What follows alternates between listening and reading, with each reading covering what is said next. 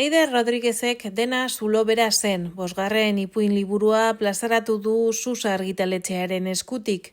Idazleak 2 narrazio ondu ditu, denak mundu eta atmosfera propioarekin. 2 bat ipuin dira, eta gustatzen zait 2 aipatzea eta ez 6, azkenean Mesopotamiarren garaitik datorkigun zenbatzeko modu bat da, eskuekin zer ikusia daukana, ez? Atzpotoloekin beste gainontzeko 4 batzak zenbatzen dira eta atz bakoitzeko 3 falangeak guztira 12, ez? Eta gaur egun, denbora zenbatzeko eta arrautzak zenbatzeko erabiltzen dugu batez ere sistema hau, eta uste dute ipuinak zenbatzeko ere sistema polita dela, azkenean eskuekin idatzi bai ditut. Kanikula deitzen da lehenengo ipuina, eta udaminean gertatzen da, endari. 54 urteko emakume bat du protagonista. Bikotekidearekin ohikerian oinarritutako harreman bat daukan. Mediku naturopatak esango dio bere gorputzarekin birkonektatu behar duela. Eta hondartzako zona nudistan jartzen hasiko da bere bizitzan lehenengoz. Itsasoak eta hondakinak da bigarren ipuina. Eta Hendaia eta Hondarribia artean bizi diren 2 neska gazte, eta etxe baten hezurdura ditu protagonista. Adiskidetasunak beste dimentsio bat hartzen duen momentuan ezagutuko dira, bideak banatzeko momentua iritsi aurretik.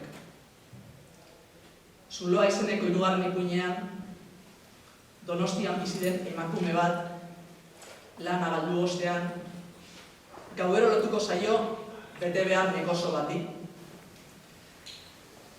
pala batekin. Lanerako erabiltzen duguna baino disiplina handiagoz. Ahate bihotz izenekoan, emakume bat eta alaba, azken honek klasekide baten etxera joango dira afaltzera, Hendaian, klasekidearen guraso euskaldun du klase altuagokoekin. Urpekariak ipuinean, Tailandian oporretan den emakume batek hanka hautsiko du, eta beste zerbait ere hautsiko zaio egunek aurrera egina da. Eta azken ipuinean, Kraterra izenekoan, hilzorian den pertsona baten azken orduen testigu izango gara errenterian, urte luzez bikotekide izan duenaren eskutik. Gabezia baten inguruan biltzen dira personaje hauek. Gabezia horrek forma ugari eduki ditzake, batzuetan zulo bada, beste batzuetan krater bada, beste batzuetan ausentzia bada, beste batzuetan da sentimendu bat, ez? Baina azkenean hori da personaje hauek daukatena, zergatik, eta uste dut bizi garela zertidumbreak desagertu diren mundu eta garai batean, edo behintzat mendebalde batean, mundu osoan gertatu den zerbait da, baina Euskal Herrian horrek forma berezi batzuk hartu ditu, eta personaje hauek Euskal Herrian daude kokatuta. Hor sortzen dira errelatoak, hor gertatzen dira eta hor hiltzen dira, ez? Zulo horretan aztaka dabiltza personajeak, eta bilaketa hortan beti aurkitzen dute zerbait.